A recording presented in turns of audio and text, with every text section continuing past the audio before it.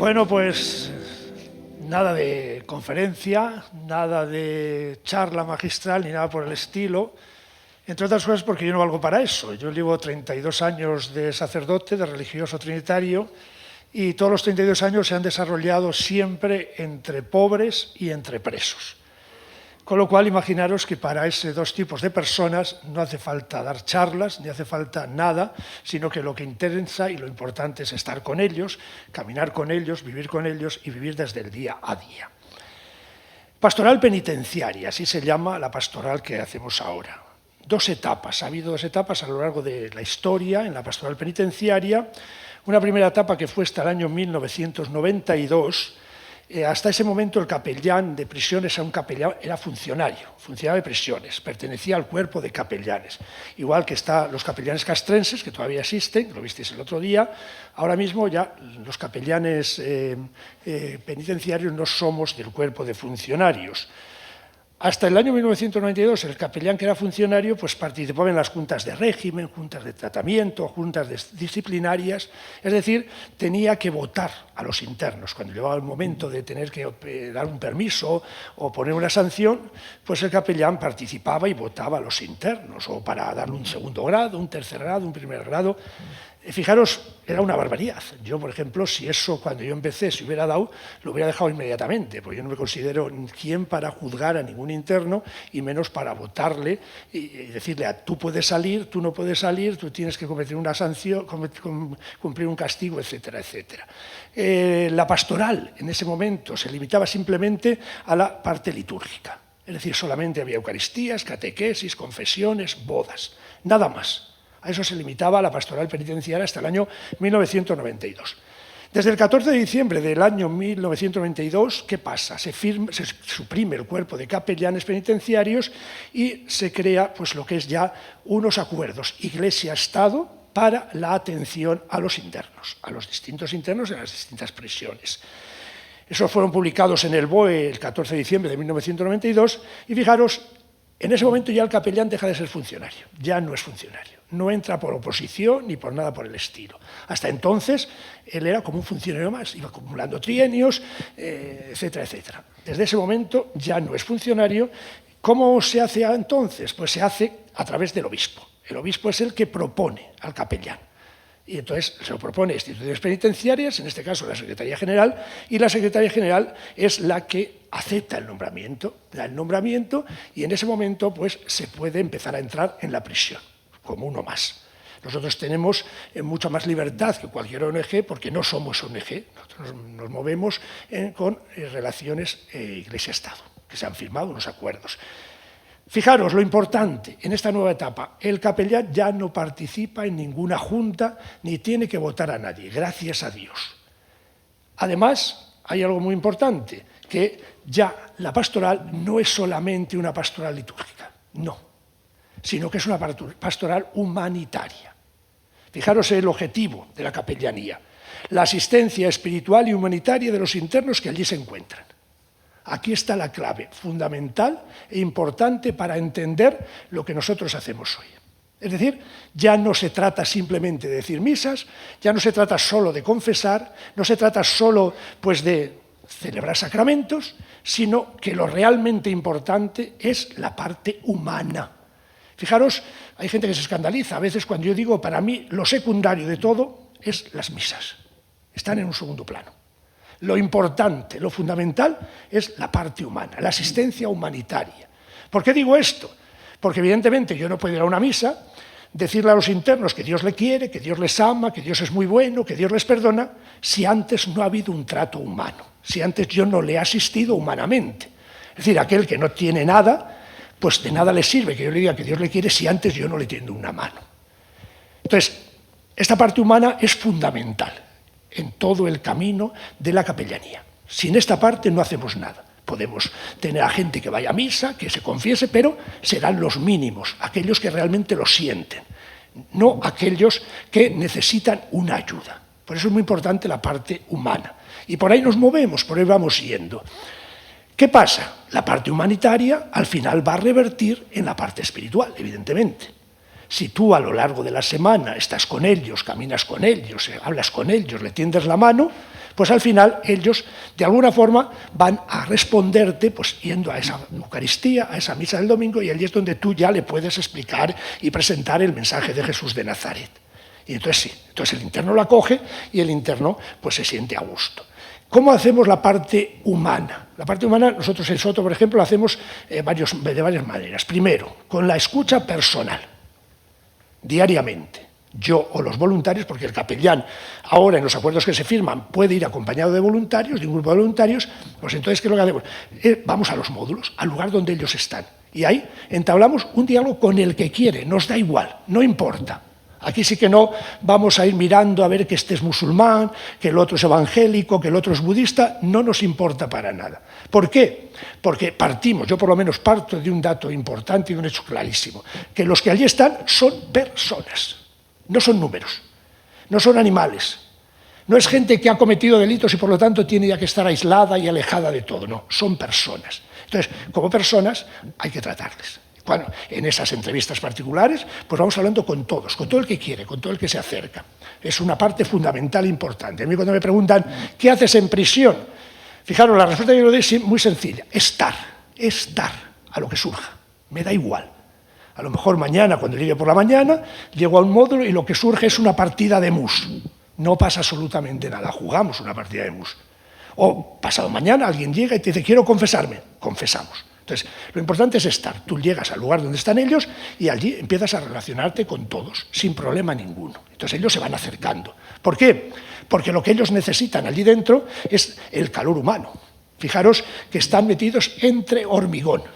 Fijaros la frialdad de las paredes, ya del hormigón en sí, pero la frialdad del lugar. Entonces, en el momento que tú te acercas a ellos, en el momento que tú estás con ellos, ellos se van a abrir y van a necesitar de esa ayuda. Esto es lo fundamental, el trato personal, el trato humano, día a día, en los módulos, en el lugar donde están. Luego, pues tendremos que ser espacio de libertad, claro. Es decir, yo voy al módulo, pero tengo que sacarles del módulo. Por eso, en el momento de la celebración o las celebraciones, les sacamos del módulo, para que la iglesia sea espacio de libertad. Yo me acuerdo cuando llegué a Soto, el capellán que había era reacio a juntar módulos en el salón de actos o en un aula.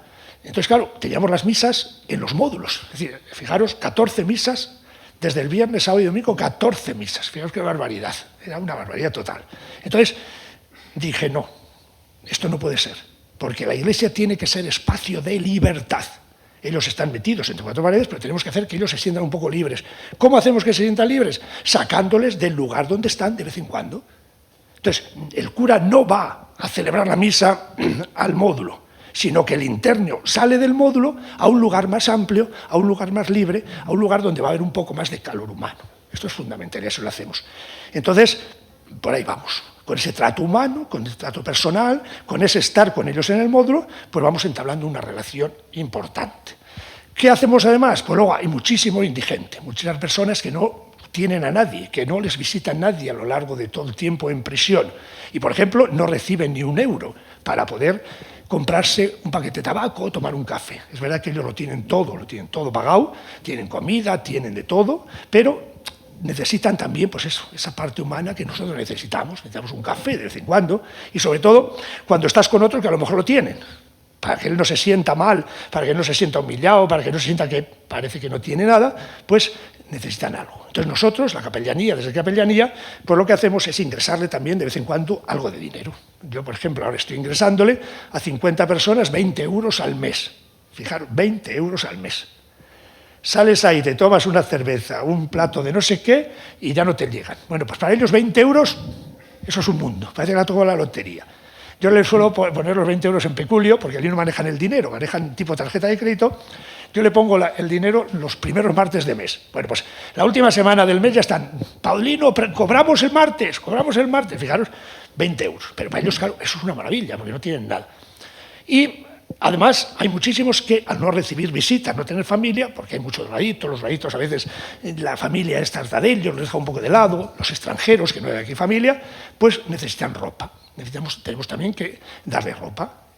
Toda esa es la parte humana. Entonces, todas las semanas pues estamos metiéndole unos 20 paquetes de ropa a distintos internos. Es decir, podemos meterle ropa cada 2 meses, no todas las semanas, porque bueno, luego hay muchos que evidentemente pues la utilizan también para otra cosa, pues no es normal y lógico, si no tienen nada pues la venden. Se la venden a otro, o se la dan a otro y sacan lo que sea, un paquete de tabaco, unos cigarrillos, un café, lo que sea. Pero hay que ayudarles en ese campo. Otro campo importante, la parte humana, es pues, a muchas personas extranjeras o fuera de Madrid que no tienen manera de que la familia les envíe el paquete de ropa. La prisión no admite paquetes de ropa por correo, ningún tipo de paquete. Imaginaos por qué. Evidentemente, es una forma de evitar pues, que dentro de los paquetes venga lo que no tiene que venir, que es droga. Antiguamente, yo me acuerdo cuando yo llegué a Soto, la familia podían meter televisiones, aparatos de música, y sí, las pasaban, hasta que un día, de repente un día, pues en una televisión, que eran las televisiones de antes, culonas que las llamaban, un día descubren que sí, venía la televisión, pero dentro de la televisión venía pues droga. Entonces se suprime todo. Con lo cual, tampoco se pueden pasar paquetes. Esa familia que vive en Barcelona, que tiene a su hijo aquí, la madre tiene a su hijo aquí, ¿cómo puede mandar el paquete? Pues sencillamente a través de capellanía. Nadie se lo va a recibir. ¿Veis? Parte humana. Parte humana que es fundamental e importantísima. Luego, tenemos también un programa especial con los de primer grado. Os explico. En la prisión, el preso puede estar clasificado en 3 grados distintos.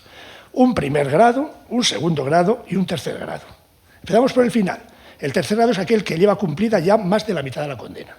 Entonces, si tiene posibilidad de trabajo, si ha llevado todo bien, entonces puede salir a un CIS que se llama. Hay uno aquí en Vitoria-Ken, en la calle Embajadores, es el CIS de tercer grado. ¿Qué hacen? Van a dormir simplemente. Por el día están trabajando.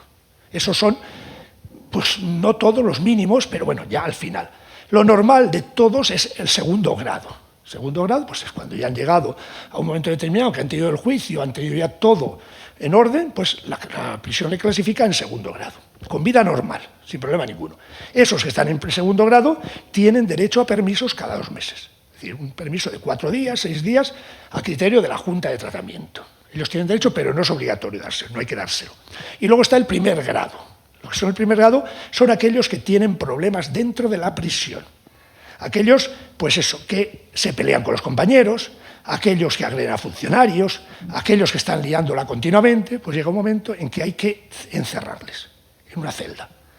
No es celda de castigo, como estamos acostumbrados a ver en la película, pero sí es una celda donde están solos. Viven solos y se tiran en la celda pues, a 22 horas y salen 2 horas al patio. El resto del día están en la celda, individualmente. Pueden juntarse en el patio 2 o 3, las 2 horas, o pueden juntarse en actividades con algunos otros, dependiendo en qué, porque luego dentro del primer grado hay primera fase y segunda fase, es un lío. Entonces, un lío. Dependiendo, el que sea más malo está en primera fase, el que ya vaya corrigiéndose un poco está en segunda fase hasta que pasa a segundo grado. Entonces, con estos, pues también hay que tener un programa especial. Tenemos un programa especial que es sacarlos fuera de la celda, juntarse 2 o 3 y estar conmigo, con algún voluntario, charlando. Lo llamamos asistencia religiosa, el programa, pero no es que sea asistencia religiosa, sino que es para que el que está un poco sancionado en ese momento pueda salir también. ¿Qué hacemos en eso? Pues fijaros, lo más sencillo de todo, hablar y hablar y hablar y hablar, a lo que surja. Pues llega uno, pues a mí ayer me pegaron una paliza impresionante, pues a mí en el otro día no sé qué. O el director es esto, el funcionario es esto. No voy a decir aquí palabrotas, pues está grabándose. Entonces no las puedo decir. Entonces es un poco para desahogarse. Claro, en ese desahogarse, ¿qué hace? Que después estén mucho más tranquilos. Porque hay gente que entra por nada, por una tontería, y hay gente que se tira 20 años, 10 años aislado. ¿Por qué? Porque es un círculo vicioso. Te metes en lo que es el módulo de primer grado, allí hay una presión eléctrica tremenda porque es un módulo bajo y está todo el día la luz encendida, y luego a la mínima se van haciendo muy sensibles, muy susceptibles, y a la mínima que el funcionario le dice, pues ya se enfadan, se cabrean, la lían, arman el follón y ya está. Y claro, lo que era para 1 mes o 2 meses va aumentándose en el año. Con ellos, por ejemplo, tenemos un pequeño programa de televisiones. Fijaros qué tontería, prestarle una televisión. Porque imaginaros 22 horas en la celda sin una televisión. Pues eso es una locura bestial. Entonces, cuando llegan de otra prisión, porque esto los mueven, a veces los mueven mucho de prisión, cuando la lían en Soto, pues se lo llevan al puerto de Santa María, se la lían en el puerto de Santa María, se la llevan a Teseiro, Galicia, o así andan. Entonces, ¿qué pasa? Pues que la televisión no la pueden llevar con ellos, el que tiene televisión. Entonces, cuando llegan a Soto, pues lo que hacemos es dejarle una televisión para que puedan pasarlo un poco mejor. ¿Veis? Entonces, estas cosas que parecen insignificantes son muy importantes para ellos, porque de esta forma lo que hacemos es ayudarles a que ese tiempo en prisión sea un poco mejor. Y luego pues está la parte espiritual, que como os decía, la parte espiritual consiste principalmente en la Eucaristía. Alguno podría decir, es que no tenéis catequesis ni cosas de esas. No, yo no he sido partidario nunca de catequesis. Para mí la catequesis es la misa. La misa yo aprovecho para catequesis. ¿Por qué digo eso? Porque si nosotros formamos un grupo de catequesis que se ha hecho a veces, pues resulta que empezamos 30, a la semana siguiente ya quedan 25 y al mes quedan 5. ¿Por qué? Porque hay mucho movimiento de internos, de un lado para otro, de una prisión a otra. Ahora hay menos porque hay menos población reclusa. Antiguamente había muchísimo movimiento en Soto. Antiguamente había unos 500 movimientos mensuales, entre entradas y salidas 500. Entonces, yo no he sido partidario nunca de catequesis o estas cosas. Sí, si algún voluntario quiere dar un curso de lo que sea, pues lo iniciamos. No sé si habéis oído hablar de los cursos alfa que se están dando ahora por ahí. Nosotros empezamos con este curso alfa, que son 10 sesiones, se apuntaron 30 y al final terminaron 8. Entonces, bueno, pues es lo que pasa. Pero la misa, pues es donde se aprovecha. Es decir, la misa no es la misa normal, por lo menos yo no es la misa normal la que hago, yo hago una misa más para ellos. De vez en cuando pues, se me suelta algún taco, porque tampoco es malo. Yo empiezo siempre la misa con fútbol, el pique entre el Real Madrid y Barcelona. Yo soy de Barcelona, ellos son del Madrid, que yo no soy de ningún equipo, pero bueno, ellos están convencidos que yo sufro cuando pierdo el Barcelona, pero es una forma de hacer que la gente esté tranquila. Y ellos te aguantan 1 hora en la misa, y ahí es donde aprovechas. La homilía, pues una homilía muy para ellos, nada de teologías, nada raro, sino que simplemente es hablarle de lo que es el Evangelio, el misterio. Por ejemplo, el otro día, Pentecostés, los que vayan a misa, pero a ver qué le dices allí de teología. Pues yo le dije, mira, ¿sabéis lo que es el Espíritu Santo? Y si os quedáis con esto y os convencéis de esto, basta. Es una fuerza interior que Dios nos da, a cada uno, personalmente, y ya está. Dejaros en paz, y en la tercera persona de la Santísima Trinidad, que si no sé qué, todo eso, pues no nos interesa. Nos interesa algo que vosotros comprendáis, que vosotros entendáis y que vosotros al final podáis vivir. Entonces, por ahí vamos. Los internos participan perfectamente. Nosotros ahora mismo en Soto, de 1.180 presos que había ayer, están yendo a misa unos 300. Un número muy elevado. Tenemos 3 misas, una el sábado, que van alrededor de 60, 65, 70, los domingos, las 2 misas que tenemos, pues una van 105, 110, etc. Y alguno dirá, pues entonces es que hay mucho cristiano, hay mucho creyente, hay mucha gente que participa. Mentira. Probablemente de esos 300, pues 250 no vuelvan a pisar la iglesia cuando salgan, o antes incluso no la han pisado. Entonces, ¿qué es lo que pasa? ¿Por qué van a misa en la prisión? Porque ante la necesidad, ante la dificultad, ante el problema, la persona necesita agarrarse a algo o a alguien. Y muchos de ellos se agarran a Dios. Muchos de ellos quieren encontrar fuerza para seguir adelante, para seguir luchando en Dios. Y por eso es la participación en la Eucaristía. Si vosotros veis, pues van a comulgar muchísimos. Y algunos dicen, bueno, pero no hay que confesarse antes. Entonces yo siempre le digo, cuando me hacen esta pregunta, digo, ¿qué me preguntas, la norma o mi opinión? La norma es que sí, mi opinión es, tú sabrás. ¿Por qué? ¿Quién soy yo para juzgarte? ¿Qué sientes tú en ese momento? ¿Qué sientes tú cuando te acercas a comulgar? Yo he visto gente llorar cuando se acerca a comulgar, y probablemente no ha comulgado casi en su vida, pero en ese momento, en ese día que se acerca a comulgar, pues entonces él se siente de otra forma, ha sentido algo, y al sentir algo, pues ya está. Entonces, es una forma de que alguien, que en este caso llamamos Dios, pues le ayude y ellos se sientan agarrados y apoyados en algo. A lo largo de todos los días, pues vamos haciendo posible que la vida sea un poco distinta, o intentamos que sea un poco distinta. Nosotros somos la parte buena, si queréis, los voluntarios, la capellanía, las ONGs, somos la parte buena, porque vamos a ayudarles, a estar con ellos. La parte mala, pues es por así decirlo, que no es que sean malos, pero para ellos la parte mala es la institución, que son los que nos están custodiando, los que están no dejando de hacer lo que dé la gana, etcétera, etcétera. En cambio nosotros, pues, sin embargo, pues le estamos ayudando. Luego, ¿qué más se puede decir? Pues que lo importante, repito y voy a insistir, es que seamos capaces de verles como personas. No podemos considerarlos lo que muchas veces la sociedad le considera, basura, la basura de la sociedad. Si os fijáis un poquito, mirad dónde están las cárceles, cada vez más lejos. Carabanchel molestaba, decir, con la excusa de que era la cárcel del franquismo, había que quitarla, que estaba al alcance de todo el mundo y al lado de todo el mundo, y se van construyendo Valdemoro, Navalcarnero, que están a unos 15, 16 kilómetros, pero está un poco cerca. Todavía siguen oliendo mal, los basureros nadie los quiere en su ciudad, en su pueblo, y ya se construye Soto del Real a 40 kilómetros. Y luego ya viene Aranjuez, 70 kilómetros, viene Estremera, 80 kilómetros. ¿Veis? Ese es el problema. El problema es que no les vemos como lo que son personas. Y lo que yo les digo muchas veces, digo a la gente, hoy, en el día de hoy, en el día actual, cualquiera de nosotros podemos estar allí metidos. Por lo mínimo, por lo mínimo. Una discusión ahora cuando salgamos, con uno que se pone tonto y me damos a discutir, al final le empujo, le empujas, se cae y ya está. ¿Y qué ha pasado? Pues a la cárcel. Entonces, tenemos que darnos cuenta de eso, de que hay personas que pueden ser recuperables, personas que necesitan la ayuda. ¿Por qué? Porque son personas que no están allí, muchos de ellos porque quieren, sino por la circunstancia. Es decir, tenemos que darnos cuenta que dependiendo de lo que han vivido, lo que han tenido de pequeños, pues al final se va a reflejar. Un chaval de aislamiento, con 26 años, que había entrado con 14 o 15 ya en correccional de menores, luego en prisión, entró en primer grado y ahí seguía, y seguía, y seguía.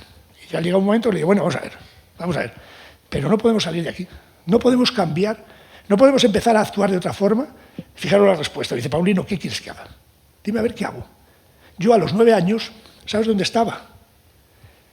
Debería haber estado en la escuela, estudiando. Yo estaba en las Barranquillas todos los días sacando a mi madre de la droga.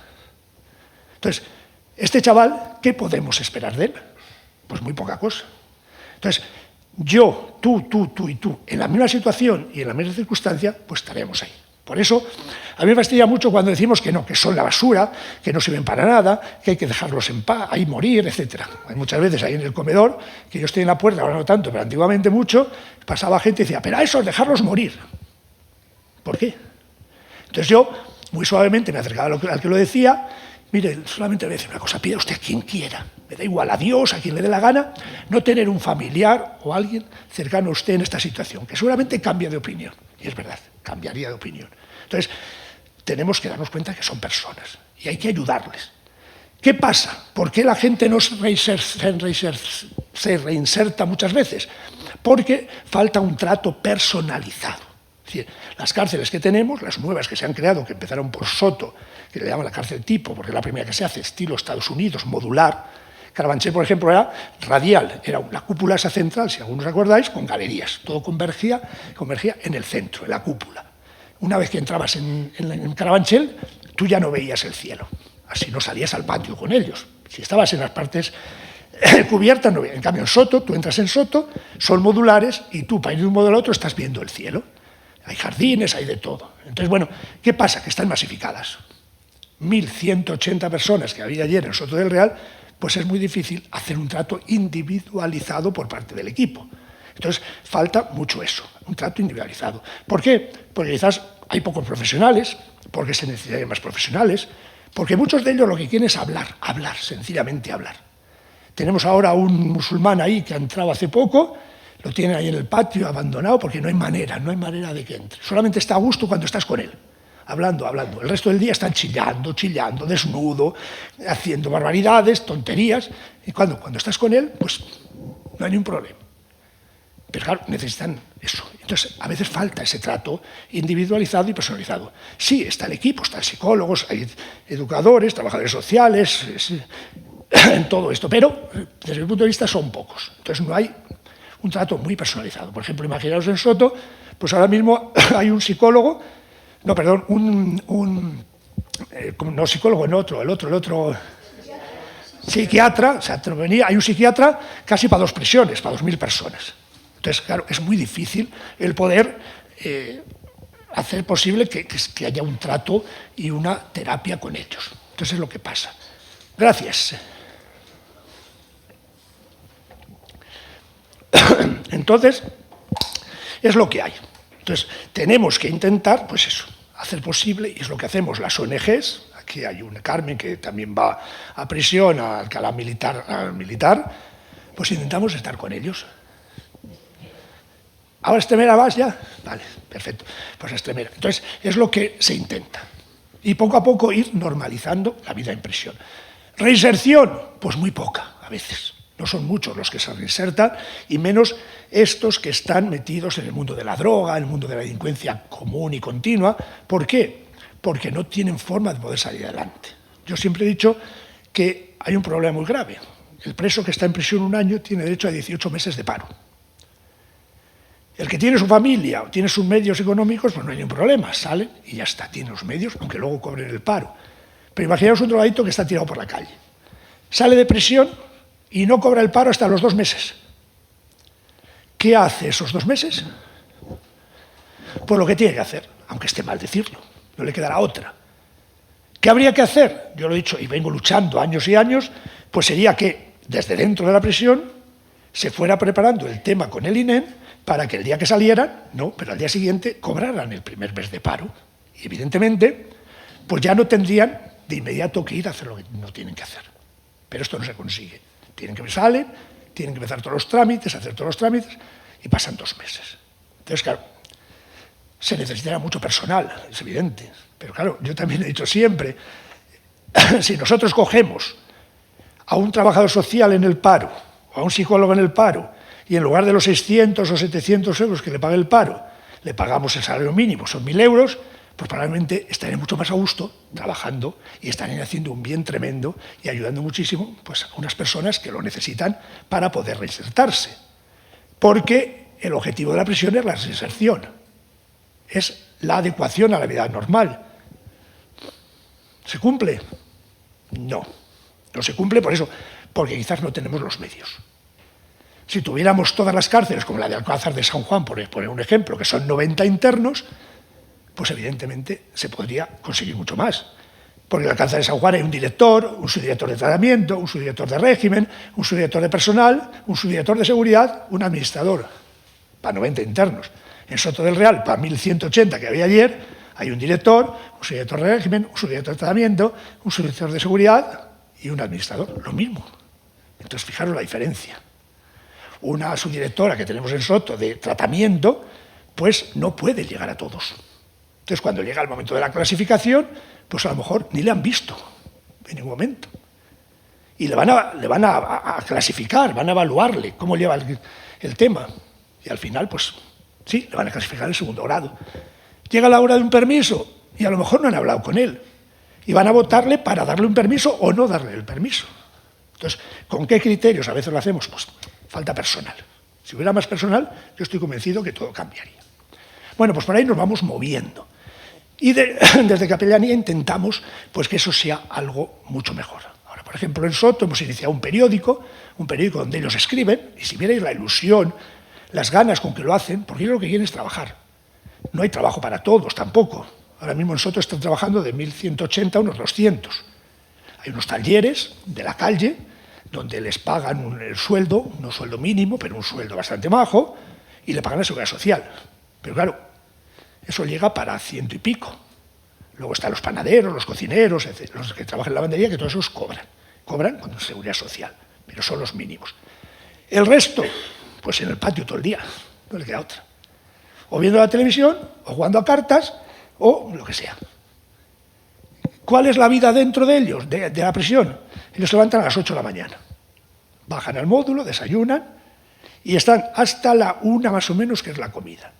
A la 1 comen y a las 2 suben a la celda para dormir la siesta, o por lo que es la siesta, hasta las 4:30. A las 4:30 bajan de la celda, otra vez en el patio, en el módulo, el que está trabajando pues, en su trabajo. A las 7, 7:15 cenan y a las 8 a la celda, 12 horas hasta el día siguiente. El que tiene la suerte de tener televisión, de maravilla. El que no tiene la suerte de tener televisión, pues entonces aguantarse y hacer lo que quiera allí en la celda. Televisiones pueden tener televisión, pero siempre que tengan dinero para poder comprarla. La prisión no le pone televisiones. En Extremera las pusieron en todas las celdas, pero al final no funcionó el tema. Lo que es de todos, pues no es de nadie. Y entonces, bueno, pues las estropeaban, etc. Entonces, el que tiene dinero puede comprarse una televisión dentro y tiene su televisión. Y nada, yo creo que lo mejor es que preguntéis vosotros y que expongáis las dudas que tengáis y yo intento aclararos algo. Pues yo puedo seguir aquí hablando y hablando y hablando y al final esto es un rollo. No, pero mejor que cada uno pregunte. Yo hablo, bueno, cuando tengo oportunidad con la gente que está en la calle y hay personas que dicen que están mejor los de la cárcel que ellos, que se está mejor dentro que fuera. Vamos a ver, eso lo dice mucha gente, Lo dicen los que están en la calle tirados, lo dicen las personas que tienen su casa y son normales, pero no. Fijaros, yo no le deseo la cárcel ni a mi peor enemigo. Es decir, la persona que está en la cárcel le falta lo más importante. Es el pobre de los pobres. ¿Por qué? Porque le falta la libertad. Cualquier persona que vais tirada por la calle será pobre, no tendrá recursos.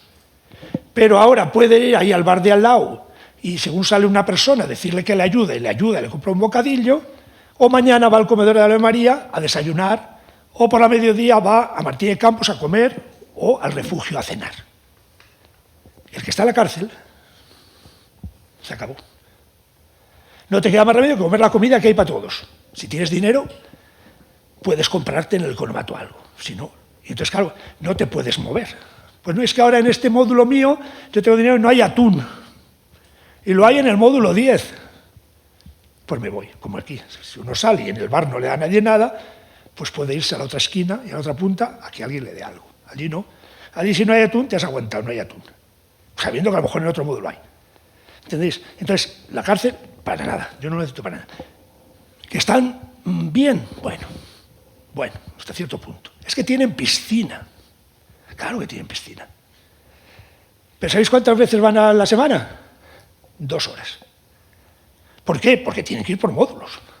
Y si en Soto ahora mismo hay 12 módulos, o 13, pues hay que repartir las horas. Es que tienen polideportivo enorme, ¿sí? 2 horas. Etcétera, etcétera. Entonces, la cárcel yo no se la deseo a nadie. Y aparte que la cárcel al principio es muy humillante. Imaginaros cuando uno entra. Cuando uno entra lo primero que tiene que hacer es ir a la ducha. Ir a la ducha con un funcionario. Después, esa noche tiene que dormir acompañado sí o sí, para evitar posibles suicidios, que lo ha sabido. Entonces, ¿con quién te toca ese día? ¿Han entrado 20? Bueno, pues ya sabemos que más o menos podemos elegir un poquito. O no es que elijamos, sino que el funcionario puede decir, bueno, pues a ti, que tiene este perfil, te va a poner contigo. Con este otro que tiene más o menos perfil. Pero imaginaos que entran 2. Y entra, os voy a poner el ejemplo, así por poner, Luis Bárcenas. Y entra un drogadicto y enfermo de SIDA. Pues esa noche no le queda más remedio que juntarlos a los 2. Y luego ya al día siguiente pues ya van al módulo y en el módulo pues tienen que comer en bandejas de metal y sirviendo la comida, bueno, pues en un office con un cristal por delante y a veces pues sirviéndole pues, de cualquier manera. Entonces, nada. En la cárcel se puede estar muy bien, pero yo no se lo aconsejo a nadie. Yo tuve un provincial que cuando entró Luis Roldán, que lo llevaron a Brieva, a la cárcel de mujeres, que hay un módulo especial, estaba él solo y decía que tenía biblioteca. Y dice un día, pues yo sería feliz allí. Le digo, tú eres idiota. Le dije así, aunque era mi jefe. Digo, vamos a ver, tú no sabes lo que estás diciendo. Estarás tú solo, tendrás biblioteca, pero no. Urdangarín, que estaba también en ese módulo, ¿creéis que estaba feliz? Pues evidentemente no. En el momento que pudo, salió, como es lógico. Entonces no es nada agradable. Y luego, sobre todo, imaginaros el trato diario, que es estar todos los días con 70, 80 o 100 personas a todas las horas. No es lo que son las películas, que a lo mejor no tiene la idea de las películas. No tiene nada que ver. No hay bandas, no hay agresiones continuas, están las pequeñas peleas que puede haber diariamente por la convivencia normal, pero nada de películas. Y ahora mismo se están viendo mucho las prisiones. Ahora, por ejemplo, entre las prisiones hay ya módulo de respeto. Es decir, módulo de respeto donde la persona elige ir a ese módulo. Entonces tiene que confrontar las cosas, tiene un montón de reuniones, tienen que hacer todo comunicado y conjunto, pero es gente que quiere. Y claro, en esos módulos, por ejemplo, pues estamos teniendo una gran suerte para la gente de la calle y para las familias, que una vez al año o 2 veces al año la familia entra dentro de la cárcel para estar con ellos una tarde. Por ejemplo, el sábado, pues hubo el módulo de jóvenes, que la mayoría son de bandas, de estas bandas latinas, pues ahí estuvo la familia con ellos. Entonces, claro, al salir tú hablas con la familia y dices, es que esto no es lo que nosotros pensamos, esto no es lo que estamos acostumbrados. Sí, pero que nadie vaya. ¿Y existe inseguridad dentro de la cárcel? Ninguna. Bueno, pues es que la gente dice que, en fin, que hay muchos que no se suicidan, que los suicidan. No, eso es una mentira, ¿Ves? una mentira total y absoluta. En la cárcel hay suicidios personalizados. Yo, que por lo que sea ya no aguanto más, que por circunstancias ya no puedo, y me quito del medio. De hecho, se dan algunos, yo no sé el número, ni me interesa el número, pero eso de que a ti te maten, no. Puede haber algún caso, cuidado. Yo me acuerdo cuando llegué a Soto del Real, de Carabanchel, pues en los 3 primeros meses hubo 7 muertes. Y hubo uno que fue degollado por otro. Pero bueno, eso es un caso muy esporádico y muy raro, no es normal. No hay ninguna inseguridad. Están las típicas peleas, las típicas discusiones, que allí pues es más fácil que termine a lo mejor una pequeña pelea. Tú en tu familia o en la familia, pues a veces no estás de acuerdo con tu hijo, lo que hace, y tú le dices al hijo y el hijo te responde y empieza una pequeña discusión. Y se queda una discusión. Allí a veces pues eso va una pequeña pelea, pero nada más, una pequeña pelea. Pero no, inseguridad no hay ninguna. No hay bandas, no hay nada. No van con pinchos continuamente para ver cómo puedo agredir al otro, no. Ahora, si puedo y no tengo nada, pues a lo mejor sí. Intento que el otro, no con coacción, sino a través de hablar y estar, pues que me ayude, porque tiene dinero y yo no tengo, pero nada más. Inseguridad, nula. No hay ninguna inseguridad, todo es normal.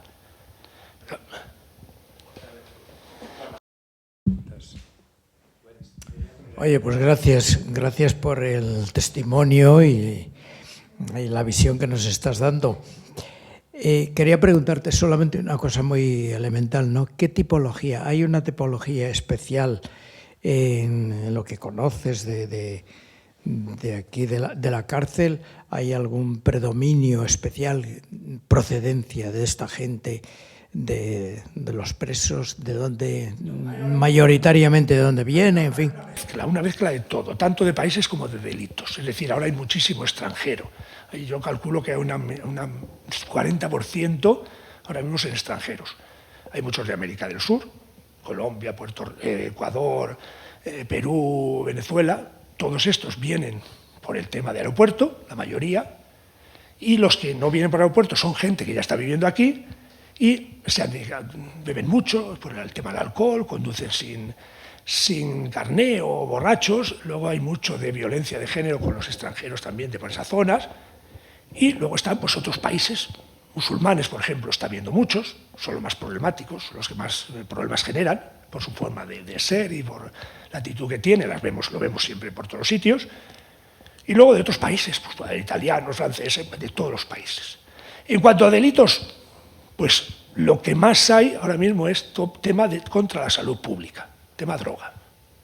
Y luego hay un número bastante considerable de personas que han estado enganchadas a la droga, que no tienen a nadie, no tienen nada, y salen y siguen enganchados en la droga porque, bueno, pues porque ya es su forma de vida, es su forma de actuar continuamente, y se dedican a los pequeños robos.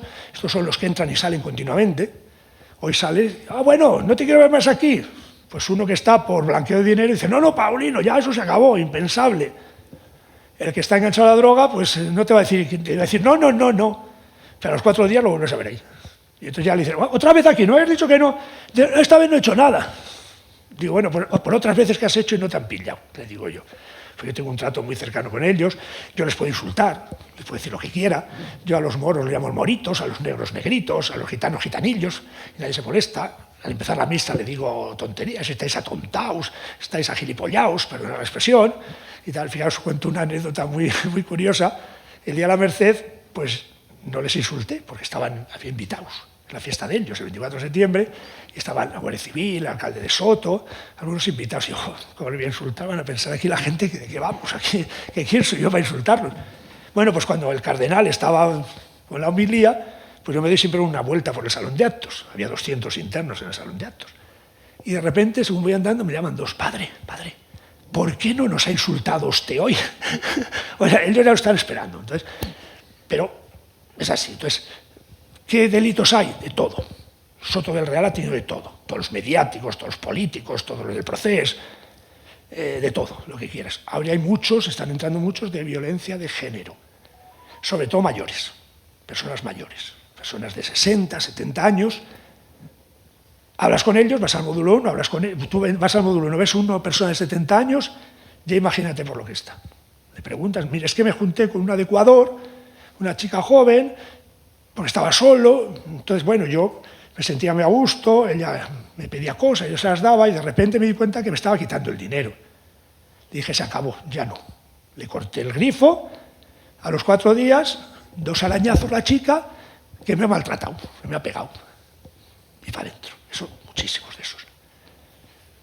Pero vamos, no hay de todo lo que puedas oír, todo lo que puedas escuchar por alrededor, allí está. Porque ahora no tanto, pero antes entraban todos en Soto, todos. Todo lo de Madrid entraban en Soto. Por eso os decía hace un rato que había muchos movimientos antiguamente.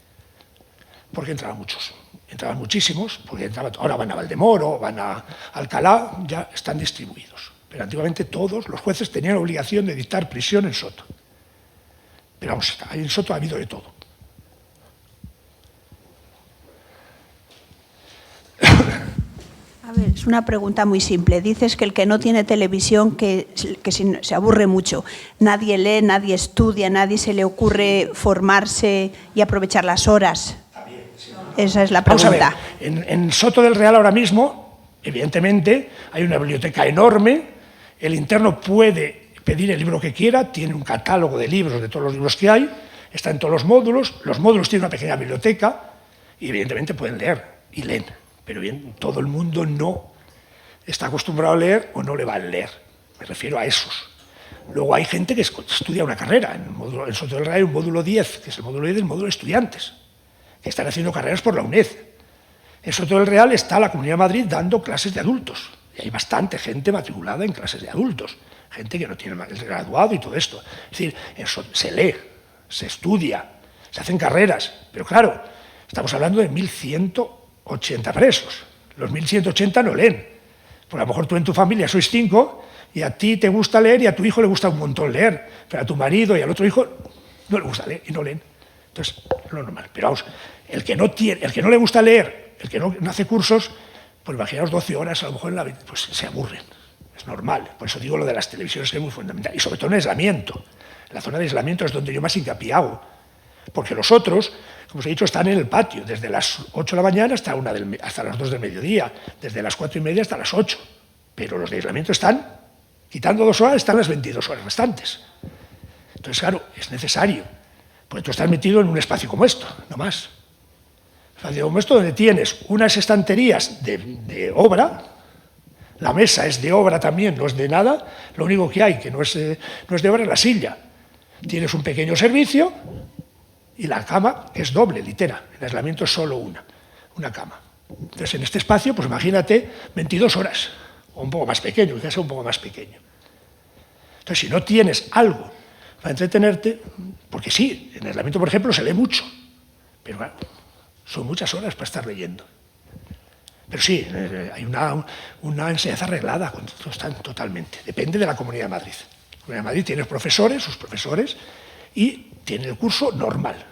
De hecho, ahora mismo, lo único solo tienen clase por la mañana. Ahora ya a finales de este mes, pues vacaciones como en los colegios. Pero se estudia, sí. Sí, el que esté motivado y quiera puede aprovechar el tiempo. Y hay muchos que lo aprovechan. Es igual que os decía el trabajo. Muchísimos quieren trabajar y no pueden. No pueden porque no hay trabajo para todos. Entonces se ven eso, pues abocados a estar allí en el patio y... A ver, Paulino, yo cuando empecé a ir a la cárcel, que más o menos creo que empezamos a la misma vez, en Carabanchel, yo lo que me ha parecido siempre es que la cárcel es un poco una universidad de delincuencia, ¿no? Donde van a aprender que hay alguno que ha cometido un delito y luego pues se aprende más. Y luego también que creo, ¿no?, que hay más reincidencia que reinserción. Primera pregunta, sin duda alguna que es una escuela, una universidad de aprendizaje. Imaginaos una persona que ha entrado pues por estafar. Y ese solo lo que sabe más o menos es estafar.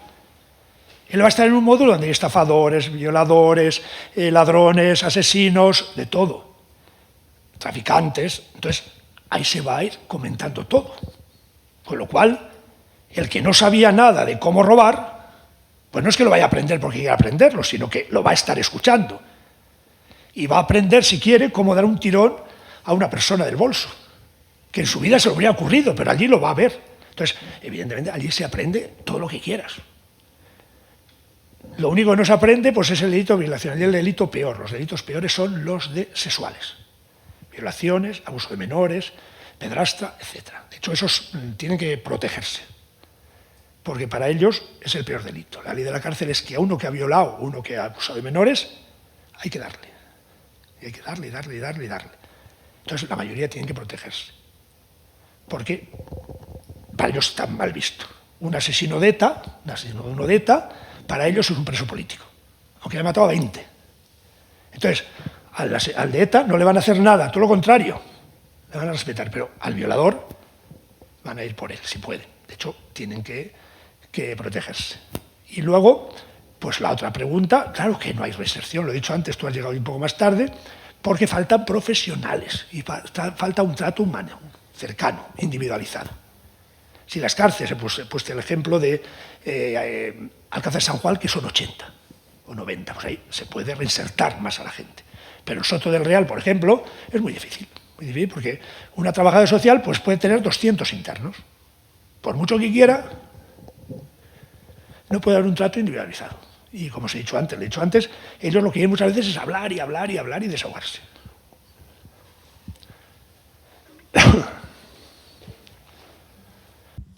Gracias por tu trabajo, lo primero, y 3 reflexiones. La primera, que creo que es fundamental, que has dicho que son personas y los prejuicios hacen que veamos a un delincuente, no a una persona. La segunda, la pregunta que hacía la señora de los suicidios. En la Comunidad de Madrid, en el año pasado, 700 personas se han suicidado y no se ha publicado nada. Y tenemos libertad para ir de un sitio para otro. Y la tercera, que un poco lo he respondido ahora, es evidente que si hubiera más inversión, por tu experiencia, ¿habría reinserción? Habría más reinserción. No sería una reinserción total y absoluta, porque hay mucha gente que ya es imposible. Es decir, hay mucha gente que entra y te dice voy a volver a hacer lo que estaba haciendo. Hay otros que te dicen no, yo voy a intentar, pero sí lo conseguiré. Entonces, pero evidentemente hay muchos que seguramente quieren salir de ahí, dejar ese mundo y no pueden. Y no pueden porque no. Entonces, si hubiera más profesionales, si hubiera más medios, si hubiera más gente que estuviera escuchándoles y ayudándoles, probablemente la cosa cambiaría. ¿Podríamos decir que es un problema del sistema? Es un problema del sistema. Esperad un minuto que lo encuentre. Lo tengo por aquí. A ver si lo encuentro, porque esto es un papeleo. Hay un tonto que no sé por qué lo tengo, porque luego no lo uso. Fijaros, fin de la institución penitenciaria. La Administración penitenciaria tiene claramente definidos sus fines en el artículo 25.2 de la Constitución española y en el artículo 1 de la Ley Orgánica General Penitenciaria, resumiéndose en los siguientes: reeducación y reinserción social de los sentenciados a penas y medidas penales privativas de libertad, retención y custodia de detenidos presos y penados, asistencia y ayuda a los internos liberados. Este es el objetivo. Evidentemente, el primero, reinserción, muy poquita. Retención y custodia, 100%. Y lo otro, asistencia y ayuda a los internos y liberados, prácticamente nulo. Es decir, no.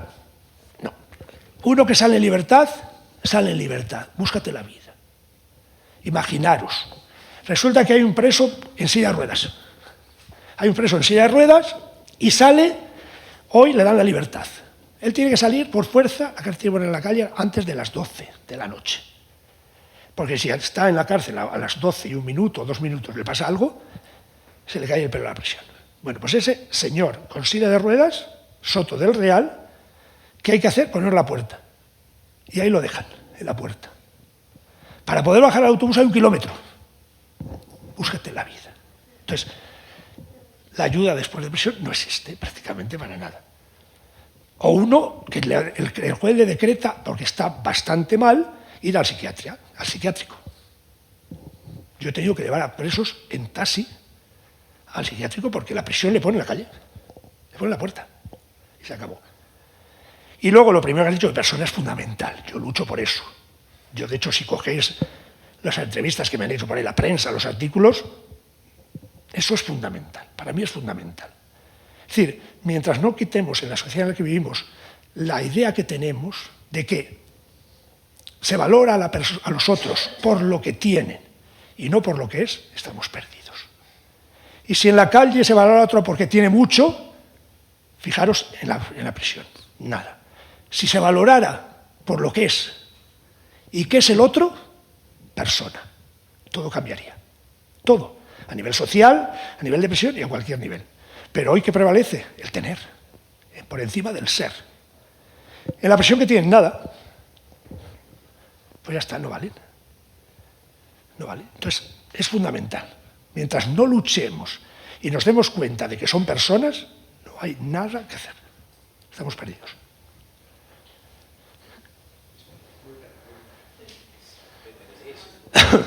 Sí, yo quería hacerle dos preguntas. Primero, la primera, ¿qué fue lo que a usted le llevó a dedicarse a esto? Y también tengo la curiosidad de si ustedes también están por la noche en la prisión o no. Y la segunda pregunta es si el delincuente se hace o nace, por esto que hablamos de la reeducación. Vamos a ver, primera, o si quieres por la última, el delincuente muchas veces se hace. Se hace. No es que nazca, yo creo que nadie nace delincuente, sino que se va haciendo por las circunstancias, por la situación o por el ambiente en el que viven o por un montón de cosas. Eso está claro, pero nadie nace delincuente. Es lo que os ponía antes el ejemplo. Si yo he nacido en una familia donde me han dado un trato humano, donde me han educado, donde me han infundido los valores, pues va a ser más difícil que termine en prisión. Probablemente después, por la pretensión que tenga de tener más o menos, pues me dedique a cometer delitos, pues estos delitos que no tienen tanto problema, que son de blanqueo, de estafa, de cosas de esas. Pero claro, si yo he nacido en una familia donde la familia está totalmente desestructurada, donde el padre es drogadicto, la madre es alcohólica, evidentemente esos chavales están abocados ¿a qué? Pues a la delincuencia. Sí o sí, está claro. Entonces, se hacen. ¿Quién se hace? ¿Ellos mismos? Pues no, a lo mejor no. A lo mejor les hacen o les obligan a hacerse. Pero yo cuando empecé, pongo el ejemplo del comedor, yo cuando empecé en el comedor en el año 92, yo estuve a punto de dejar el comedor de los pobres. Porque claro, y decía, ¿esto? Yo aquí estoy haciendo el tonto. Esto no tienen para comer y lo estaba viendo allí en la puerta con brick de vino, con droga y con todo. Y tienen para la droga. Y después de muchas vueltas, digo, llegué a una conclusión. Hay dos tipos de pobreza. La pobreza material y la pobreza de valores. Entonces, claro, es muy distinto. La pobreza material es la pobreza que tú subsistes. Yo me acordaba en aquel momento que había muchas personas mayores, de 80 años, abuelitas, abuelitos. Esos eran pobrezas materiales que le había hecho la familia porque le habían dejado de lado o por lo que fuera, pero en las puertas de las iglesias les sacaban dinero, los comedores, y subsistían. Está la pobreza de valores. Tienes para todo menos para comer. Entonces, esta pobreza te mata. Esta es la pobreza que te mata. Te has hecho tú pobre. Porque a ti lo que te interesa es la droga o el vino o lo que sea. Y a la larga, yo he visto, por ejemplo, en el comedor morir a montones de ellos, no allí mismo, pero montones, por el tema del SIDA, por el tema de la droga. Entonces, la pobreza de valores. Yo tengo que drogarme aunque no tenga para comer. Ya me darán. ¿Ves? Entonces, pasa eso. No podemos decir que se hagan o que los hagan. O que nacer evidentemente, yo no lo creo. Que nazca nadie con los genes ahí de la delincuencia, no. Se van haciendo por circunstancias, por situaciones y por un montón de cosas. Y luego, la otra pregunta... pues sí. O sea, yo entré en prisión por casualidad, pura y dura. Yo cuando terminé la carrera, yo estudié en Roma la carrera de Teología y Filosofía, vine a Madrid en octubre del 90, y vine a hacer pastoral, licencia en pastoral, es decir, para ser párroco en cualquier parroquia de Madrid o donde fuera. Estando estudiando pastoral, pues ya me encargaron del comedor Ave María. Y el año 1994, pues en marzo, nos ofrecen la capellanía de Carabanchel. Y me lo ofrecen a mí, porque era el que estaba en ese momento libre para poder hacerlo. Entonces yo cogí la capellanía para que no perdiéramos la plaza. Mis frailes, mi orden, no perdía la plaza, con intención de dejarlo en julio, que teníamos elecciones, las elecciones que hacemos nuestras, de cargos y tal, y que mandaran a otro. Bueno, pues yo entré en la prisión, no voy a decir la palabra, no me importa, acojonado, perdona la expresión, ¿eh? Entonces yo estoy con un miedo, yo no me salí corriendo de la prisión porque entra y cierra la reja primera, hasta que te abre la segunda, ya estás entre dos rejas, pero si no yo hubiera estado a correr para atrás, porque aquello a mí, ¿dónde me he metido? ¿Esto qué es? Tuve una suerte muy grande, que llego a lo que es la cúpula, y según estoy allí, fatal, nerviosísimo, de repente uno, ¡padre! Ah, bueno, ya parece que alguien me conoce. Entonces ya me sentí un poco más tranquilo. Llego a uno de las galerías y otro, ¡padre! Claro, yo he visto, que me conocían del comedor. Y bueno, pues se me quitó un poco el miedo. Y entonces, a medida que iban pasando los días, yo descubría que mi presencia allí era útil, que había gente que me necesitaba, que había personas que me necesitaban. Entonces, ¿quién lo hizo? El Espíritu, Dios, no sé quién, los otros, no sé. Entonces, de tal forma que a mí aquello me iba enganchando y enganchando y enganchando, hasta tal punto que ahora mismo, si me dicen deja la prisión, le digo que no. Porque yo soy feliz dentro de la prisión. Yo pasaría el día entero en la prisión, todos los días. Pero sobre todo por eso, porque ves que eres útil. Porque ves que tu trabajo sirve para algo. Porque ves que ellos valoran lo que haces. Y porque ves que ellos te quieren en el fondo, es decir, no te rechazan.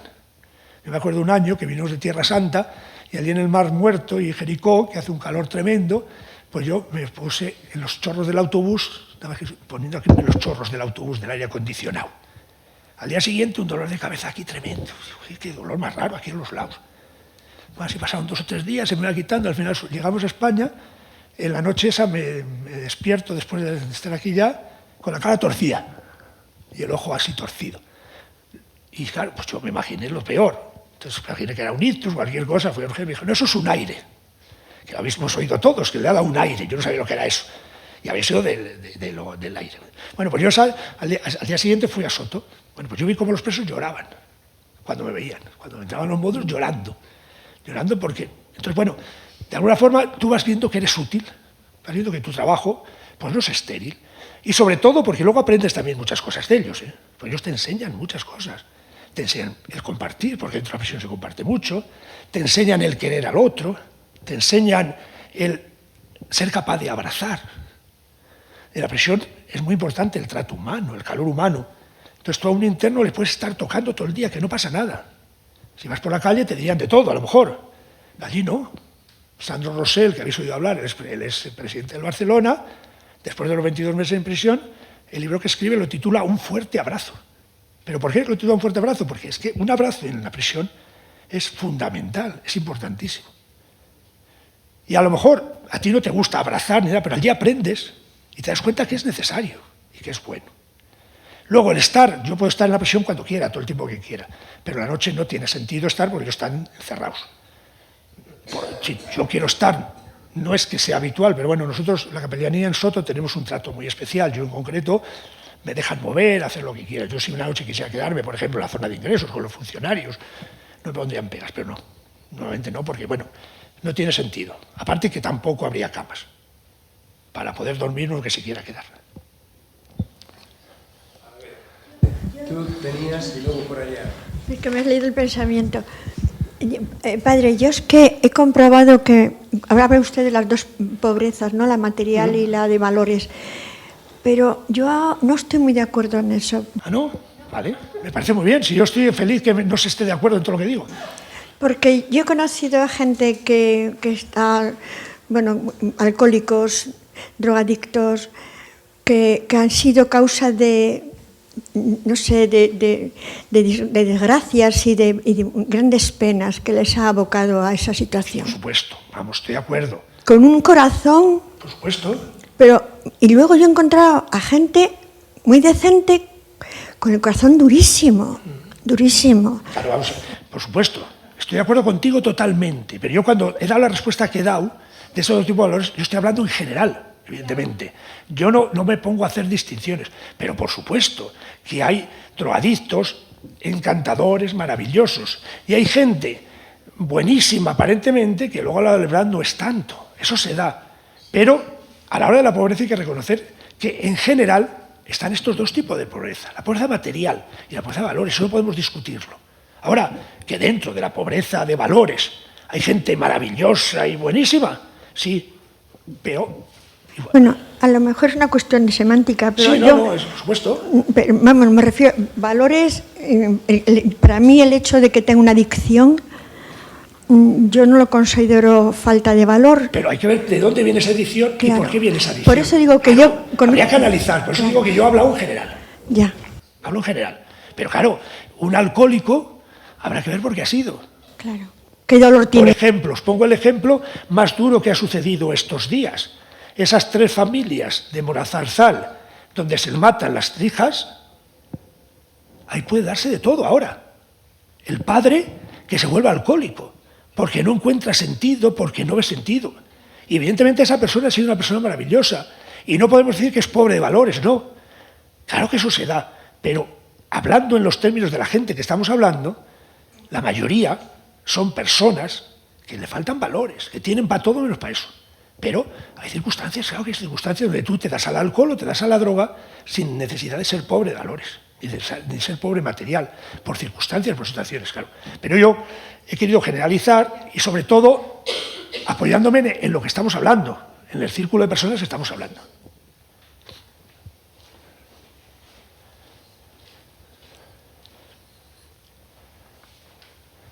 ¿Cuántos presos había más o menos en Carabanchel?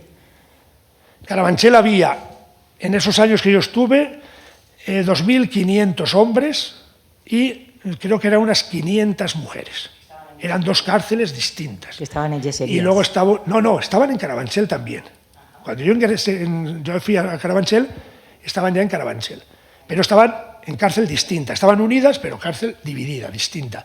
Ahora, por ejemplo, ya no se da eso. Ya no hay cárcel de mujeres, quitando Brieva, pero los demás ya están en los mismos módulos. En Extremera hay mujeres, en Alcalá hay mujeres. Bueno, en Alcalá hay una de mujeres expresamente, que son las 2 que hay, más o menos. Pero ahora ya todas las cárceles pueden tener hombres y mujeres, evidentemente separados por módulos, pero con la misma dirección, con el mismo tipo de vida, etc. Y mi pregunta es, antes había solo una cárcel, como tú has dicho, cerquita, donde se les podía ir a visitar las familias. ¿Y qué es lo que puede haber pasado que haya ahora 7 macrocárceles en Madrid cuando somos tan libres? Pues que no sabemos utilizar la libertad, que lo que hacemos es el libertinaje. Y sobre todo, ha pasado y está pasando lo que os he dicho antes, que es lo que yo valoro del otro. Entonces, si yo valoro el ser, todo cambiaría. Si yo valoro el tener, me da igual. Yo tengo que conseguir dinero como sea, a base de lo que sea, machacando al que sea, robando al que sea. Y claro, cuando estaba Carabanchel, al principio de los años de Carabanchel, había 15.000 presos en España. ¿Sabéis cuánto había en el 2010? En el 2010 había 76.000 presos. 76.000 presos en España. ¿Qué ha pasado para ese aumento? Mucho extranjero. Cuando estaba Carabanchel, perdón, baja la mano, ahora vamos contigo. Cuando estaba Carabanchel, los extranjeros eran mínimos. Eran mínimos. Ahora, ¿cuántos hay hoy? Fijaros. Hubo un aumento tremendo. Nosotros en Soto, el año 2010, llegamos a tener 1.960 internos. 1.900. Ahora hay 1.180 ayer. Presos al día 15 de mayo. En España, 56.412 presos. ¿Veis? Ha bajado 10.000 presos menos en estos años. Hombres, 52.444. Mujeres, 3.968. Los hombres siempre hemos sido peores. Ahora, ya que tú me has dicho eso, pero para trabajar en la prisión, las peores son las mujeres. Con los hombres da gusto trabajar, con las mujeres hay que estar con un cuidado tremendo. Y más ahora, en el momento en el que estamos, donde han metido y han puesto un buzón de la igualdad. Que en el momento que la mujer en prisión te quiere hacer algo, ya te echa una sugerencia en el buzoncito de la igualdad y ya estamos perdidos. Por lo tanto, ahora, incluso con las funcionarias, no puedo decirle nada extraño. Pero bueno, eso es una broma. Pero vamos, evidentemente, los hombres son mucho más, no malos, sino más, no sé qué adjetivo poner. Preventivos en España, al día de 15 del 5, 9.390. Este es un problema. Este sí que es un problema. Los preventivos, los están sin juicio, que se pueden tirar hasta 4 años algunos. Lo máximo que pueden estar, si no se prorroga, son 2. Hasta 2. Si a los 2 años no ha salido el juicio y el juez no le prorroga a otros 2, salen en libertad, pero le puede prorrogar a otros 2. Entonces, hay gente que está meses y años y luego salen absueltos. Hay muchos. Penados, 47.022 presos. Esto es lo que hay hoy mismo. Es decir, hoy, por ejemplo, sobrarían alrededor de 8 cárceles. En Madrid podrían sobrar 2 cárceles perfectamente. Pero bueno, cuantas más cárceles haya con el número de presos que hay, mejor, porque mayor seguimiento puede haber y menos masificación. No es lo mismo Soto del Real el año 2010 con 1.960 internos, ahora mismo con 1.180. Cambia mucho, el trabajo es mucho más llevadero, los problemas son menos, porque no están los módulos masificados. Ahora un módulo, pues hay módulos que pueden tener 60 internos, los más conflictivos, y los máximos pues pueden tener 110, 115, pero antes eran todos con 140 presos. Entonces, claro, el problema era mayor. Pero depende mucho de... Ella quería preguntar. Que le mando yo a bajar la mano porque si no se va a cansar. Buenas tardes. Es la primera vez y tengo curiosidad de saber, usted como sacerdote, ¿cuál es la misión específica dentro de la cárcel? Puesto que usted está con los privados de libertad, pero a la vez usted sí que tiene libertad, pues como algún programa que lleva a cabo para tratar de sacar a estas personas del error que hayan cometido de su acto delincuencial, para que ellos desde sí mismos tengan como esa fortaleza, esa base para luego ellos mismos reinsertarse sin esperar a que otros los reinserten. El trabajo mío, lo he dicho antes, no habías llegado tú, es estar. A la pregunta que me ha sido, ¿qué hace usted en la prisión? Estar a lo que surja, estar con ellos. Y allí es fundamental, importantísimo la escucha, escucharles. Es decir, yo difícilmente puedo hacer grandes cosas para reinsertarlos. Pero lo que intento es una cosa, solo una cosa, que se den cuenta de que allí no tienen que volver. Yo cuando hablo con ellos y les digo, bueno, la prisión tiene muy pocas cosas positivas, muy pocas, casi ninguna. Pero si tú sacas una, para mí has sacado la más importante. Y la cosa que puedes sacar de positivo es que aquí no tienes que volver. Entonces yo trabajo para que ellos se den cuenta de que el camino en el que están no es el camino auténtico, no les va a llevar a ningún sitio. Es decir, ese camino de la delincuencia, del robo, les va a llevar ahí. Es decir, es la pescadilla que se muerde la cola. Entonces, ¿cómo les reinsertamos? Por parte mía, muy difícil. Pero yo intento que ellos se den cuenta de que ahí no tienen que estar, que no es el lugar para estar. Y que lo más bonito es la libertad. Y que se den cuenta que lo importante en este momento es que la vida sigue y hay que seguir viviéndola, hay que seguir luchando. Pero hay que seguir luchando y viviéndola con dignidad. Ahora, esto no sirve para nada si no está respaldado por el equipo de tratamiento, psicólogos, educadores, etcétera, etcétera, trabajadores sociales. Pero yo intento que ellos reflexionen, que piensen. Y sobre todo, repito, que saquen de positivo que allí no tienen que volver. Si todos los presos que hay hoy, los 56.000 que hay, se convencieran de que allí no hay que volver, otro gallo cantaría. Seguramente que el número bajaría un montón. Paulino, primero gracias por todo lo que estás transmitiendo, gracias por ser pues la imagen un poco de tu trabajo en la cárcel y en el comedor, y lo que acabas de decir, ¿no? Que por detrás hay mucha gente trabajando y voluntaria que te apoya muchísimo. Yo me gustaría preguntarte respecto a la maternidad, ¿cómo se gestiona la maternidad en la prisión? O sea, esas madres, esos bebés, ese vínculo emocional de primeros años, los hijos están con las madres, con los padres. ¿Cómo se gestiona este tema? hay que dividir, por un lado, las madres que han tenido el niño porque han querido tenerlo, o las madres que han entrado con el niño, y las madres que han tenido el niño porque creen que eso les va a beneficiar. Entonces, el problema de los niños en prisión siempre, desde mi punto de vista, ha sido un problema muy serio. La prisión intenta darle todo lo mejor, de hecho hay un módulo para las madres, las prisiones que tienen madres con niños tienen guarderías, el niño no puede estar en la prisión más de los 3 años, a los 3 años tiene que salir o con la familia o con alguien que les acoja, pero hay muchísimas de ellas que buscan el niño para vivir ellas bien, porque están en un módulo aparte, porque le van a dar más cosas para el niño, toallitas y tal, que las van a utilizar ellas, porque la comida va a ser para el niño y van a poder comer a ellas, y al niño le importa un pepino. Así de claro os lo digo. Vamos, yo os hablo desde hace 6 años, no sé ahora, porque nosotros ya desde hace 6 años no hay madres. Pero yo, por ejemplo, yo era reacio a ir al módulo de madres.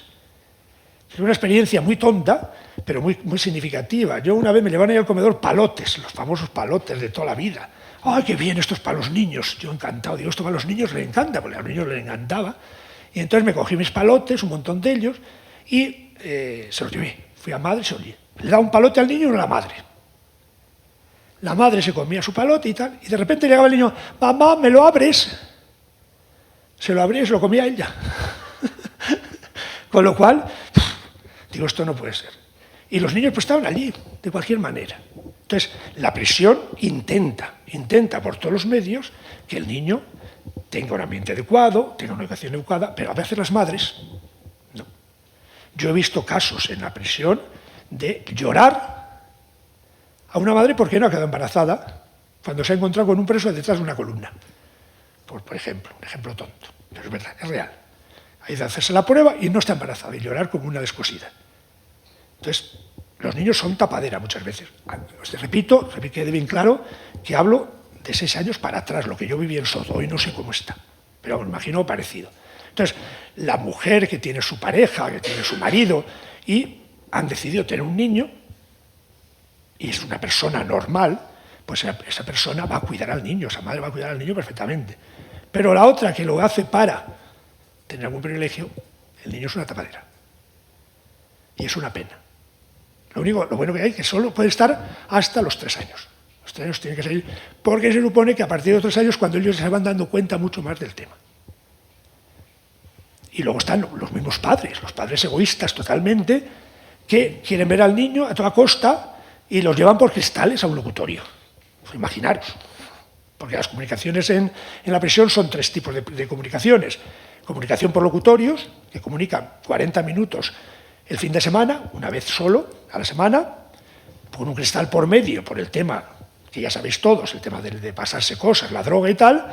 Hay una comunicación familiar, vis a vis, que llaman familiar, que son con 4 familiares acreditados, que es en una sala normal, con una mesa, con un baño, y luego está el vis a vis íntimo, que es con la pareja, con la novia, cuando acredita que es, etcétera. Ahora también ya hombre-hombre, mujer-mujer, y luego está la comunicación de convivencia, que esta es cada 3 meses 4 horas. Pero para eso tienes que estar con el niño. Tienes que tener niños menores y los llevas para que estén con el padre 4 horas en una sala. Ahora, por ejemplo, pues en Soto han pintado un par de salas justamente para eso, para ese vis-a-vis de convivencia, para que el niño se sienta en un ambiente normal. Pero claro, hay muchos padres que a toda costa, imaginaos un niño con 3, 4 años, estar viendo a su padre con un cristal y no poder tocarlo. Es una barbaridad. En cambio, el padre, que sí, que me lo tienes que traer, y me lo tienes que traer, y me lo tienes que traer. Y eso es una falta de todo.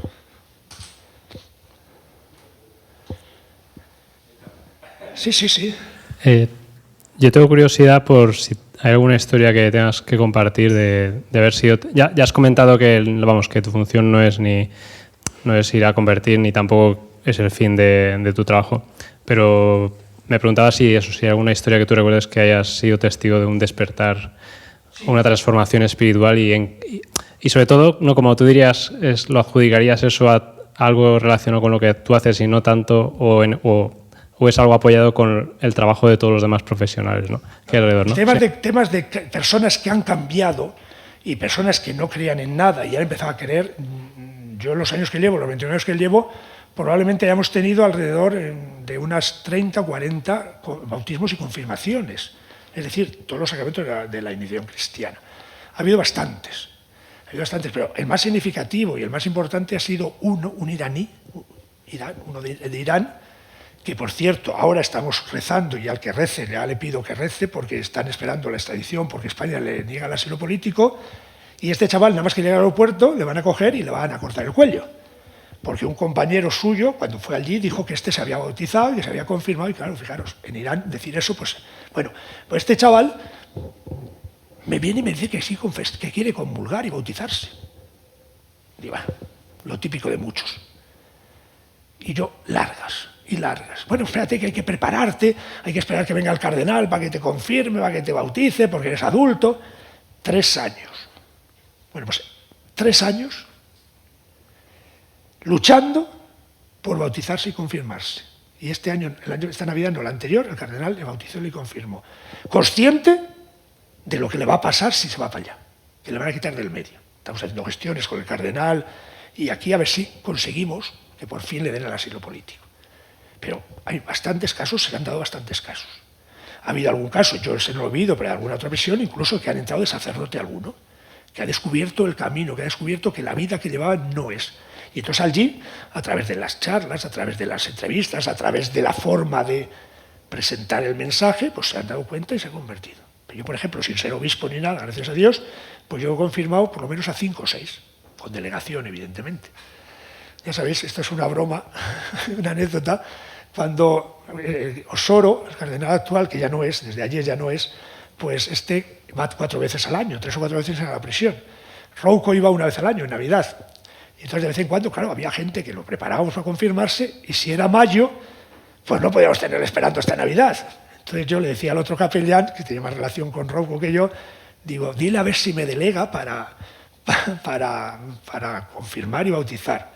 Y le decía, sí, pero dile por favor que cumpla el rito, que se atenga al rito. Pero bueno, yo lo he hecho siempre con permiso y con autorización, pero yo he confirmado y bautizado a varios adultos. Y sigue habiendo.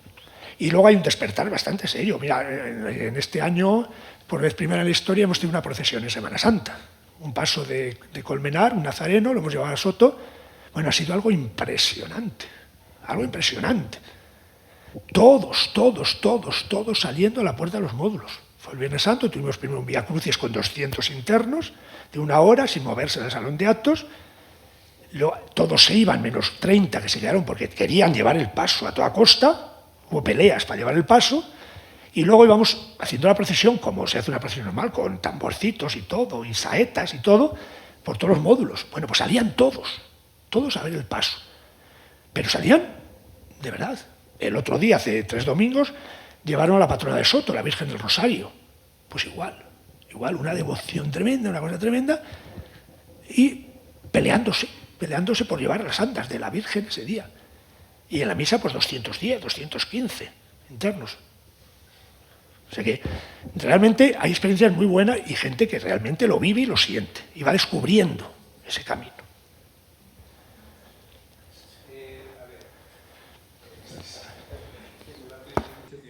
Quería hacer 2 preguntas. Una sobre el trabajo de los voluntarios en la prisión y la otra, una curiosidad que tengo.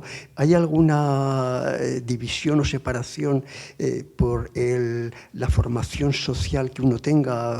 Es decir, si va un profesor, entra en la cárcel un profesor de universidad porque se le han cruzado los cables y ha hecho algo malo, tiene que convivir a lo mejor pues con drogadictos así que no tienen ningún valor ni nada, que sería un doble castigo de alguna manera, ¿no? Vamos a ver, en cuanto a los voluntarios normalmente, dependiendo cada ONG, pues cada ONG tiene un programa concreto. Puede haber ONGs, Cáritas, por ejemplo, ahora nosotros está yendo y tiene un grupo de voluntarios que hacen un taller de encuadernación en uno de los módulos.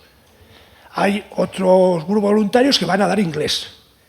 Y luego depende de cada ONG. Cada ONG, cuando entra en prisión, tiene que proponer un proyecto, un programa. ¿Qué va a hacer? ¿Qué medios tengo yo para hacer ese programa y qué busco? Entonces, esas ONGs, por ejemplo, pues van o bien al módulo o bien a la sociocultural, a la biblioteca, a la zona de la biblioteca, y van un día, 1 hora y un módulo. Luego está, por ejemplo, los voluntarios de capellanía, que, como os he dicho antes, yo no tengo ningún programa, a no ser que tú seas voluntario y mañana digas, oye, mira, que es que yo quiero hacer un taller de valores humanos. Pues yo te busco y te preparo el taller y lo haces. Pero normalmente a mí lo que me interesa es lo que vengo diciendo todo el rato, estar. Entonces, para mí, los voluntarios míos tienen libertad total para moverse. Ellos pueden mover. Ellos no tienen día, ni hora, ni módulo. Ellos pueden mover donde quieran. Entonces, a mí me interesa que ellos estén, escuchar. Pues a lo mejor resulta que el interno hoy necesita hablar con su madre. Y no puede llamar porque no tiene dinero, no tiene tarjeta de teléfono. O porque ha agotado las llamadas. Bueno, pues el voluntario tiene que estar para eso también, para echarle una mano a esa persona que hoy tiene necesidad. O resulta que el interno está fatal hoy porque ha tenido una noticia mala. Bueno, pues a mí no me interesa un taller. Me interesa que el voluntario que se lleva ese módulo coja a ese interno, le escuche y le ayude y le diga adelante. Pero ya, dependiendo, repito, las ONGs. Las ONGs tienen que ir con algo concreto, hacer algo concreto, no a estar. Es la diferencia de los voluntarios míos de capellanía. En otras presiones hay talleres también, capellanía hace talleres, los voluntarios hacen talleres, etc. Entonces, luego, la convivencia, cómo están distribuidos. En Soto, por ejemplo, está el módulo 4 y el módulo 1, que son primarios. Primarios. Es decir, todo el que entra por vez primera va a uno de esos dos módulos. Sea profesor, sea delincuente, sea violador o sea asesino. Va a ese módulo, porque es primarios. Hay un módulo de estudiantes, que es el módulo 10. Ahí están los que estudian, los que están estudiando una carrera, por la UNED, etc.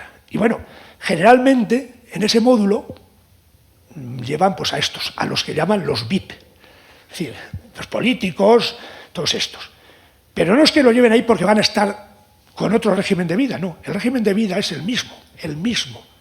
Luego está el módulo 2, 3 y 5, que son, como se cataloga en la prisión, los malos, es decir, los reincidentes, los que han entrado 20 veces, los drogadictos, todos estos.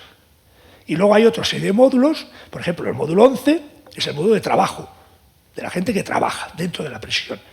Y luego está el módulo 12, el módulo 6, que son módulos de respeto. Y luego hay 2 o 3 módulos que es gente, pues así, más de todo tipo. Pero no hay nada especial para nadie, para nadie. Y si mañana un preso político de estos, por ejemplo, imaginaos del Procés, entra y la lía, porque se pone cabezón y burro y se enfada con el funcionario, pues se va a ir al módulo 5. Da igual que sea Oriol Junqueras, por ejemplo. Se va a ir al módulo 5. ¿Por qué? Porque la ha liado. Pero no tiene ningún trato diferente. Es decir, los internos del módulo 5 son tratados igual, comen igual, tienen el mismo régimen de vida, todo, que los del módulo 10, que pueden ser. ¿Cuál es la diferencia a la hora de vivir mejor o peor? Gente que tenga o no tenga dinero. Es decir, el preso puede disponer cada semana de 100 euros. Si la familia les mete dinero, claro. O si él tiene dinero y le ponen dinero. El que tiene 100 euros, pues puede vivir un poco mejor. Porque resulta que hoy de comida hay unas hamburguesas que no hay quien las coma.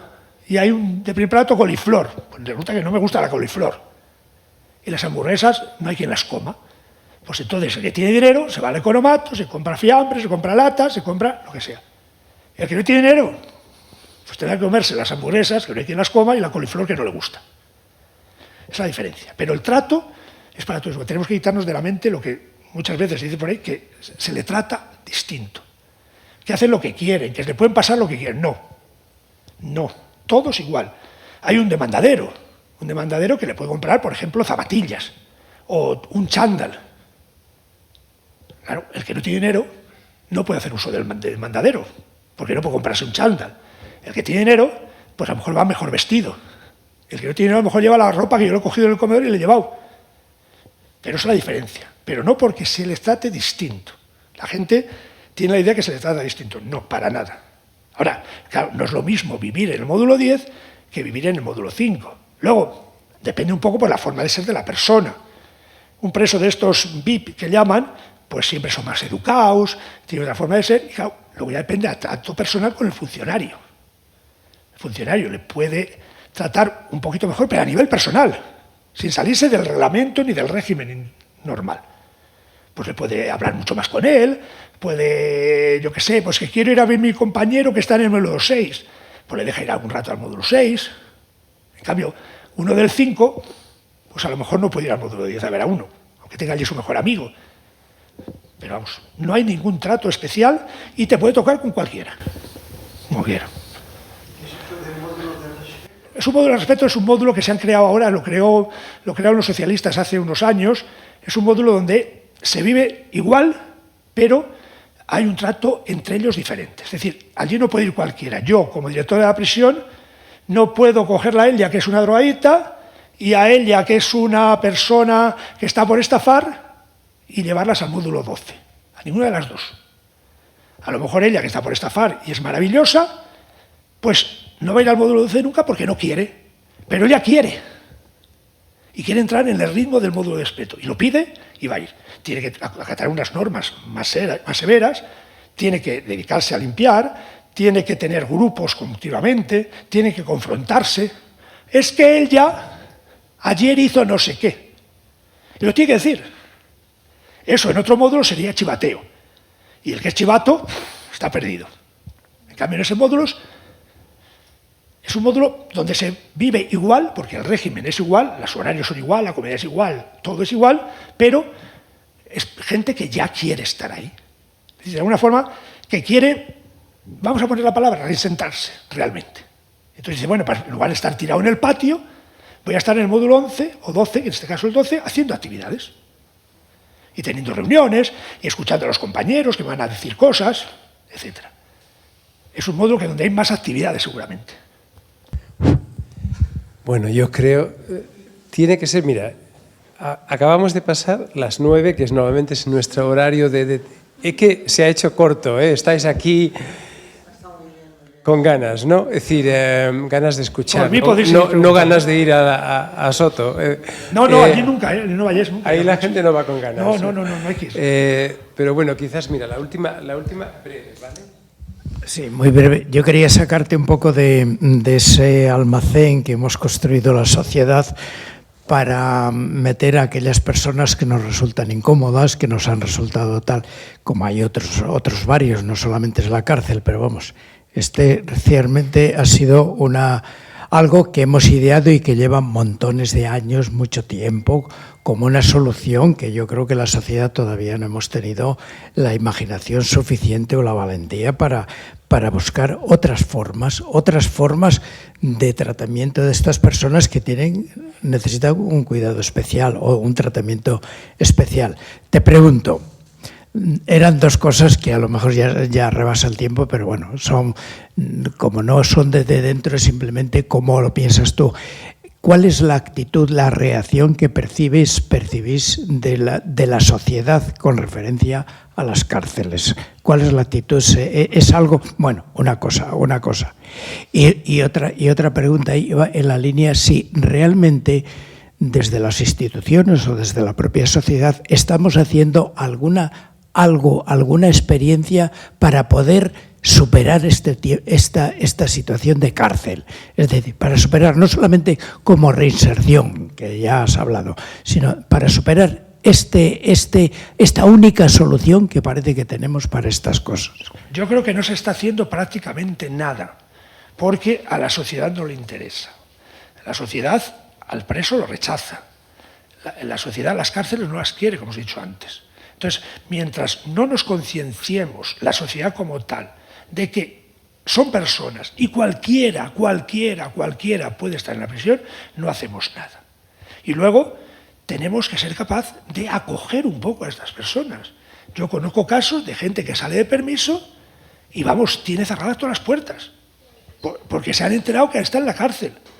O gente que sale de libertad y no encuentra trabajo ni loco porque ha estado en la cárcel. Entonces, claro, mientras no nos concienciemos de eso, de que son personas y que hay con un número elevado de gente que podemos hacer algo, no estamos perdidos. Hay otro número de gente que no podemos hacer nada, está claro, eso lo tenemos ahí y no podemos ignorarlo, están ahí. Y con eso también habrá que luchar y habrá que trabajar. ¿Que no vamos a conseguir nada? Habrá que seguir trabajando. Fijaros, yo os voy a poner un ejemplo muy tonto, y aunque nos alarguemos 2 minutos más no pasa nada. Yo he habido un preso que he odiado. No me explico todavía por qué, en 29 años que llevo, al único preso que no he querido ver. Y fue, no sé si recordáis, del delito famoso de un moldavo que asesinó a un abogado en Pozuelo, que fue muy sonado, que violó a la mujer y hirió, maltrató a las niñas, no sé si os acordáis, hace 25 años, fue muy sonado en Madrid, fue sonadísimo. Este era un preso que lo hizo por encargo, un sicario. Bueno, pues este entra en prisión y yo no podía verlo, no. Estaba en aislamiento porque había violado a las niñas, había salido en televisión, la habido por haber, tuvo que refugiarse. Él sabía que yo iba todas las semanas 2 veces a aislamiento, lo sabía, porque me oía y lo decían los demás. Y me echaba instancias. La forma de comunicar a veces con la gente, yo quiero hablar con el capellán, es una instancia que llaman, una hoja, o quiero hablar con el trabajador social, o quiero que me hagan esto que me pasa. Bueno, pues este me echaba instancia continuamente. Y yo, no. Todavía no sé por qué, todavía sigo dando vueltas a por qué, que ha sido el único que he rechazado entre los miles y miles que he visto. Y resulta que a los 3 o 4 meses le sacan a la Audiencia Nacional. Le sacan a la Audiencia Nacional para decirle al juez que le va a extraditar a Moldavia porque allí tiene un delito parecido. Claro, ese delito en Moldavia, al llegar, ya se sabe lo que hay, no es como aquí, allí le van a matar. Entonces va y le dice al juez, dice, si usted intenta llevarme a Moldavia, voy a matar a uno en la prisión. Así lo dijo. Claro, de esa forma ya no le llevan, porque ha cometido otro delito. Y el tío seguía echándome instancias. Y a mí me daba una rabia tremenda porque me fastidiaba no verle. Y ya dije, no, yo tengo que ir a ver este. Y fue a raíz de eso. Total, que me de valor, está con rejas, estos de primer grado están con una reja en medio, aunque yo puedo sacarlos al despacho, en una mesa. Y a este, pues ya un día digo, ya voy a verlo.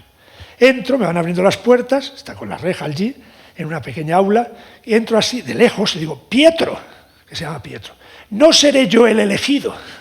Le dije, claro, tantas instancias, y me quedo lejos. Dice, padre, no, por favor, se acerca, que le quiero dar la mano. Pues imaginaros, yo acojonado. Ahora me coge el brazo, porque son rejas sin cristal, y tira de mí. Nada, de maravilla. Bueno, al día de hoy, 25 años en prisión. Se marchó de Soto y al día de hoy, cada 15 días, me llama. Cada 15 días me llama por teléfono y charlamos un rato.